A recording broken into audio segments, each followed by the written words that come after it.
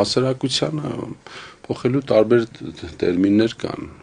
Այդ ոնց եղավ, որ մի հասարակություն, որ 70,000 հոգի գնում էր Հրազդան ստադիոն եւ լսում էր Զեյնաբ Խանլարովայի հայկական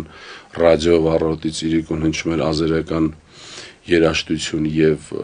մինչ այսօր էլ նույն Ռուսաստանում մեր երկրից դուրս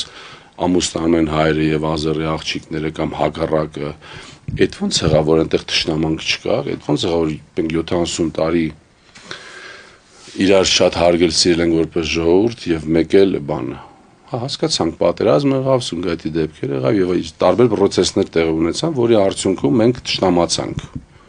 Բայց դա չի նշանակում, որ հնարավոր չէ դա վերափոխել եւ գնալ խաղաղ կյանքի։ Վերջում մենք գիտակցենք, որ թշնամությունը դա կործանման ամենաճշմարիտ ճանապարհն է։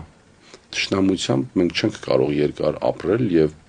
փակ սահմաններով մենք չենք կարող երկար ապրել։ Այո, կա այլ ընտրանք, նորից գնալ նրա գիրկը, էլի հանձնվել այնտեղ, ասել մեզ Տեր կանգնի, նա ինչ ուզենա անի, որպես այդպես երկրորդ կարգի ժողովուրդ մեր համար